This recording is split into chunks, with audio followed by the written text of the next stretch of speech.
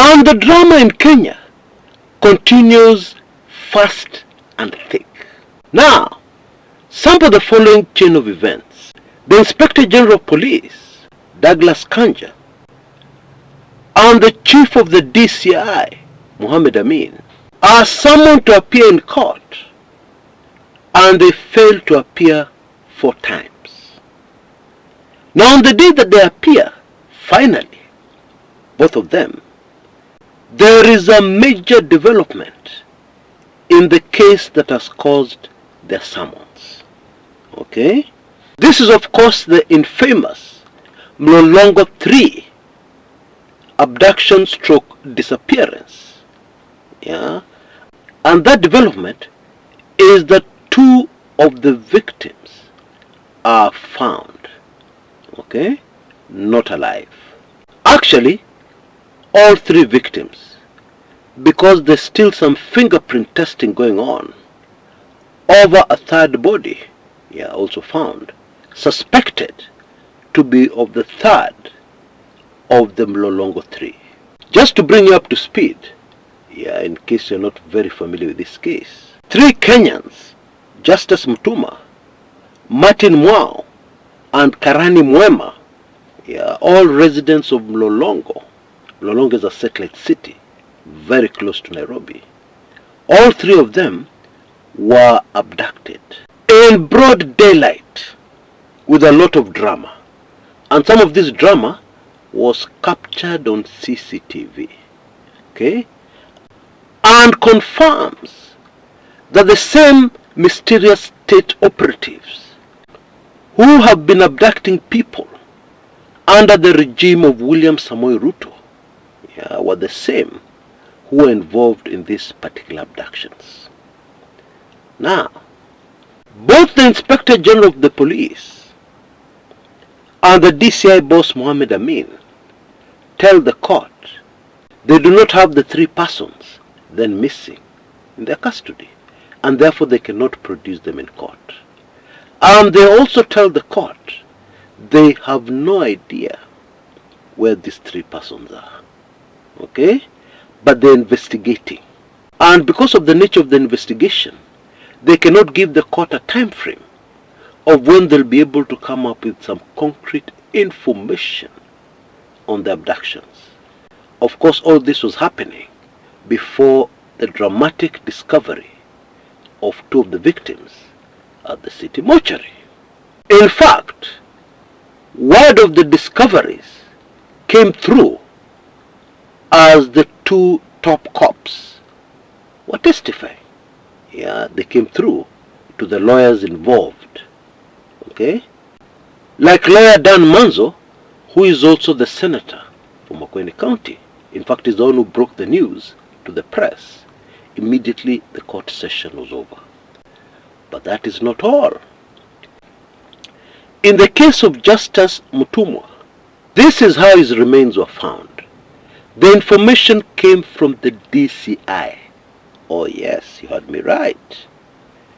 And the DCI, after confirming his identity using fingerprints, instead of contacting his family directly, close relatives and so on, in Nairobi and Mlolongo, the information ended up at the chief at the rural home, deep in the rural areas, in a village in Makueni County.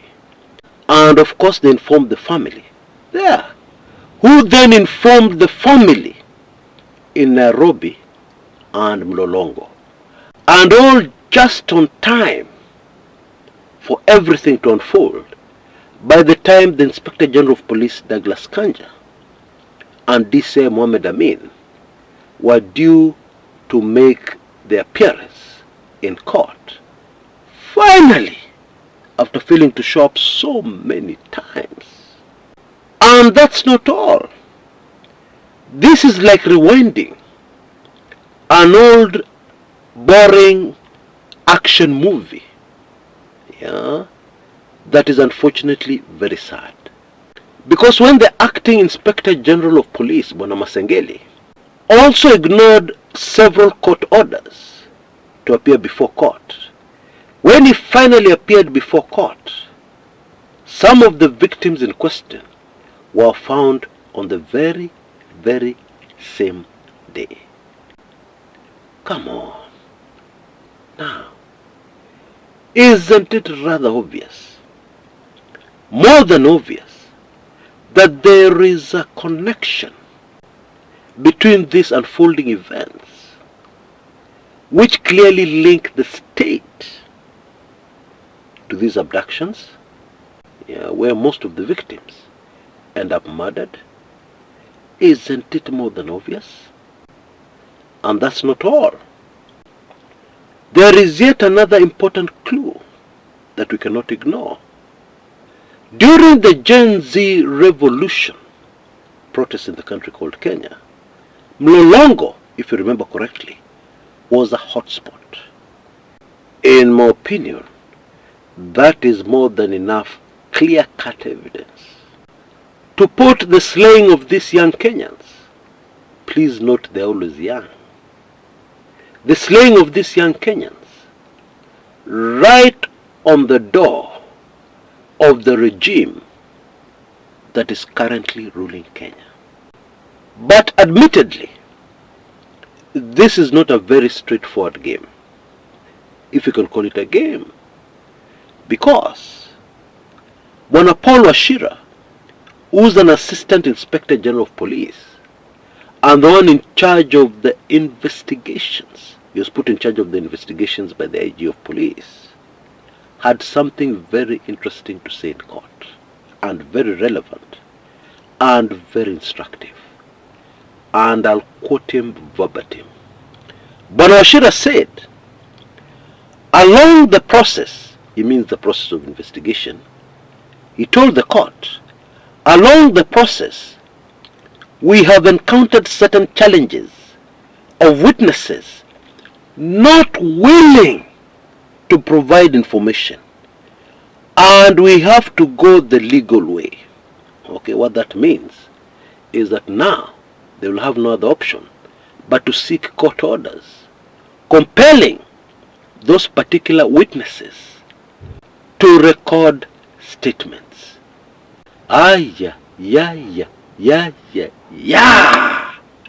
Think about it. Where did you hear the police seeking a statement from somebody and they refused and the police could do nothing? Where did you hear that? Of course, I'm talking to Kenyans who are very familiar with the methods and way of operating of the Kenya police. Where did you hear that? Which means, bila kizungu mingi, the witnesses Bwana Washira is referring to must be politically correct witnesses who have some kind of protection and can therefore tell the police to go to Hero, or they can tell them kwenda gula ugali wachana na sisi, something like that. There is absolutely no other option to consider here. It must be politically correct people, which now tells us something we already know, that these abductions are political. These Kenyans losing their lives are losing their lives because of political reasons. Okay? And you see, it is the politicians who have fine-tuned and perfected the art of intimidating and bullying and getting their way with important state offices that enjoy security of tenure, like the Police Inspector General. You know, those who crafted the 2010 Constitution, which is our current Constitution, were very careful to consider what had happened before. They were very careful to consider history. And therefore, they were very determined to give the Inspector General of Police enough powers for him to receive a call from State House, listen to what they have to say, listen to their demands, but tell them, no, I'm sorry, sir, I cannot do that. My office and the law and the Constitution does not allow me to do what you want me to do. And State House will not be able to do anything to the Inspector General of Police. That is what those who crafted the Constitution envisaged. But qua ground, things are different. That is not the situation.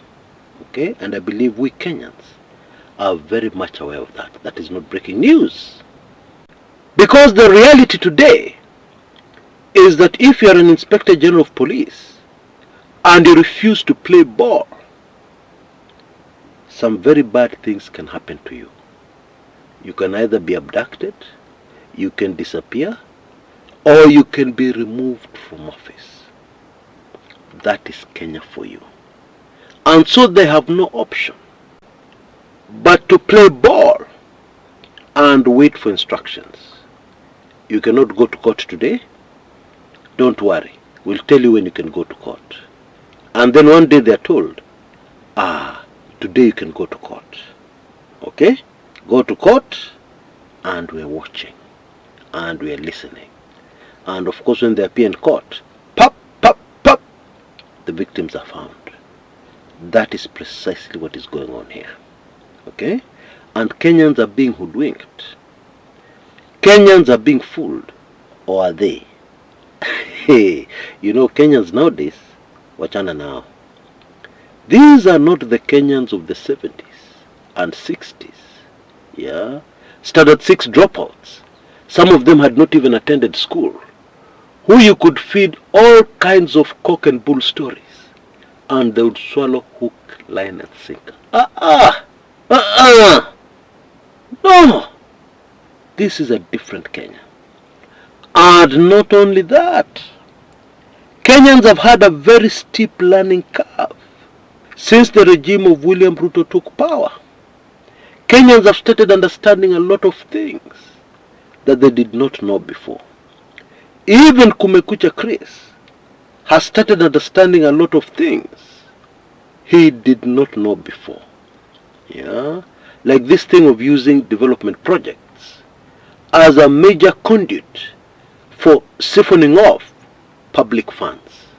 You launch a project, you even lay a foundation stone, there's so much fanfare, coverage of the press, etc., etc. And of course, very important, funds have already been allocated to that project. And then immediately after this major function, that is the end of that project. And nothing happens until the next financial year, when more money is pumped into that project, and still nothing is happening. And meanwhile, all these funds are going into somebody's pocket, some secret foreign account. And so, Kenyans have been greatly educated in recent times, and therefore falling for the same old tricks may be a little difficult. Or rather, correction, may be very difficult to pull off, especially because former Deputy President Rigathi Gachagua told us some of the most powerful people in government today, and we have to assume, including those in charge of these abductions, according to Gachagua, are Standard 6 dropouts. What? You know, going to school is very, very important. And it is not just so that you can get a job. No. It helps you, especially with stuff like reasoning capacity, so that you can get the ability to reason and make a distinction between a private company or a kingdom ruled by a king as opposed to a democracy. Okay? In a democracy, People will say things about you, things that may greatly hurt your feelings, things that may tear into you so that you want to react. But if you have gone to school, you will be able to remind yourself that free speech is so deeply entrenched in our constitution that you cannot change it. You cannot even call a referendum to remove it. Okay? And therefore, if you went to school, you will remain cool about it. You will think strategically. Okay? And if you think it is a problem, you will find a way to solve this problem. There are very many ways of solving a problem in a less confrontational way. In fact, in politics, confrontational methods never ever work. Okay? And so instead of saying, huyu mtu amepiga serikali, kwenda rokota yeye haraka. Na usisahau kuvaa mask, vaa mask. Na leta yeye hapa. Sisi tutanyorosha yeye. Kwani huyu mtoto anafikiri yeye nani? Something like that. You know, some of us were adults during the Moi regime, the dictatorial Moi regime, the second president of Kenya. And we used to hear this phrase very frequently, especially those of us with parents in the security sector. We used to hear somebody say it, kwenda rokota huyo jamaa. And some of us thought, at least I thought, that when we removed Moi, when we ended up with a new constitution in 2010, that we would never again in our lifetimes, ever again, hear that somebody said those words. Kwenda rokota yeye. But here we are.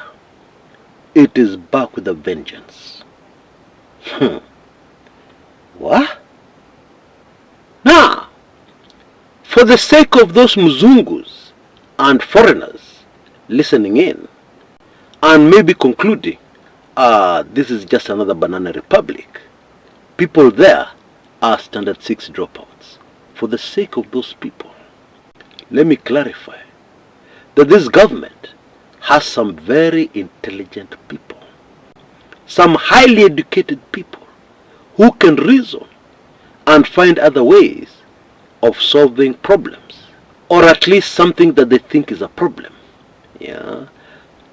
Indeed, Kenyans are very highly educated and they're very intelligent people. But the problem here is that somebody who is very powerful has decided to put these people, who are a great shame to our nation, in charge of something which they may not think is very important to their regime, like security and dealing with the government critics.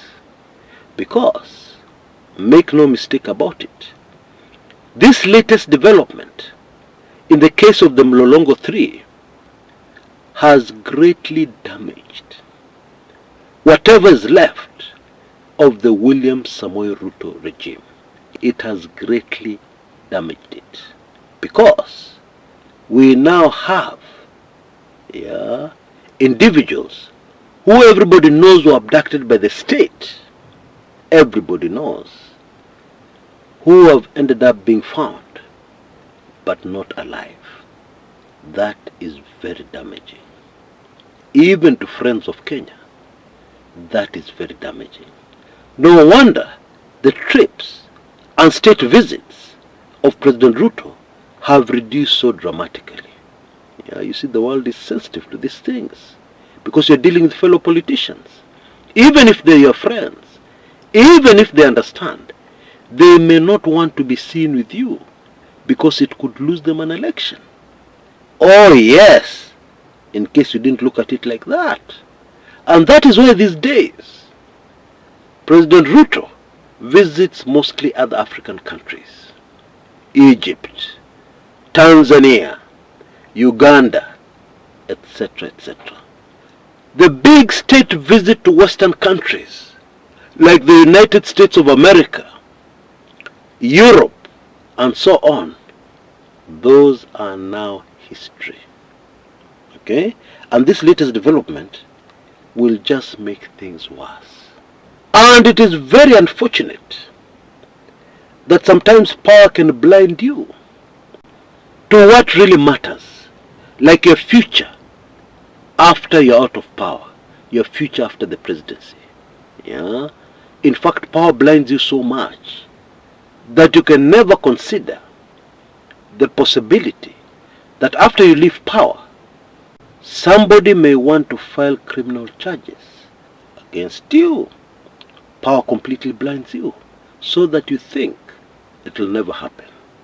And of course, we are not interested in history. And of course, we humans never learn from history.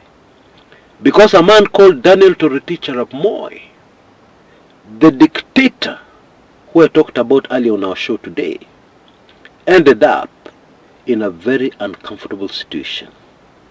Because there were some people in Mwai Kibaki's government who were very serious about prosecuting Moi, yeah, after he left power. And they were not only serious, they did something about it. And this issue came up in Parliament. And for a while, there was that very serious possibility that we would see Moi in handcuffs before a court of law answering to criminal charges. But these people in the Kibaki government who wanted to do the right thing, something which would have helped correct the situation in Kenya and act as an example to anybody in future who tried to do what Moi did, they were frustrated. And the attempts to prosecute Moi were stopped. And one of the people at the forefront of stopping the prosecution of Daniel Toroitich arap Moi was a man you will not believe. His name is Raila Amolo Odinga. Okay? He used his ODM troops to frustrate that bill in Parliament. He used his influence to protect Moi. Okay, I've talked about this in previous videos. I personally believe it was the repayment of a political debt, yeah, to Moi. But bottom line, Moi aliponea chupu chupu. Moi escaped prosecution by the skin of his teeth. Okay? Now about the future, I don't know. But would I want to take the risk? Of course not. But then you see, as we've already said, power blinds. And power blinds absolutely. For the individuals involved, unfortunately, and also for their families. And maybe now we can begin to understand a little more clearly why some Kenyans have turned down very big government jobs in recent times. Maybe these Kenyans are able to see into the future and are able to see things that could happen, possibilities in the future that may not be very good for them and their families. Please, please, let us remember to pray for the families of the Mlolongo 3. Yeah? Nothing prepares you for what they must be going through right now. Okay? And they need our prayers. And I believe Almighty God will comfort them during this very, very trying time. This is something that should never have happened. This is something that should not be happening in our beloved motherland called Kenya. But I am confident the Ancient of Days, who sees everything, who knows everything, in this season of exposure and judgment of the nation called Kenya, is going to move swiftly, and the Mlolongo 3 will get justice sooner rather than later. Well done, Law Society of Kenya. Well done, Miss Odhiambo, its leader. You have done an excellent job. A lot of what you have done will stand the test of time. Please allow me to remind you of our newly launched mini special reports. Very short, 3 to 4 minutes, but it contains all the highly sensitive information that was in the previously released special report, which you may have missed because of the cost. Now you can see details on your screens right now. For only Kenya shillings 499, you'll be able to get this valuable information. Or for only $4, which you can pay via PayPal, details on your screen, you'll be able to get this mini special report. And the current one is on a controversy that has reemerged, and this is the very mysterious death of the immediate former CDF, General Ogola. And in case you also want to be a member of my weekly intelligence briefings, you also have a unique opportunity now, because for only $14.99, you just add 1,000 bob, you'll be able to get both this mini special report and 1 year's full subscription to my weekly intelligence briefings. And that's not all. I will also send you all previous weekly intelligence briefings, a lot of highly sensitive information, and a lot of it has stood the test of time. In other words, what was talked about there has come to pass. And in other instances, what was talked about there is going to come to pass very, very shortly. Okay, so this is something very valuable. And indeed, there is a very sizzling weekly intelligence briefings for this week, which is in the works, which of course you'll also get. So please take full advantage of this opportunity. But of course, if that is too much for you, you can simply go for the mini special report. The choice is yours, absolutely. Until next time, this is Chris Kumekucha.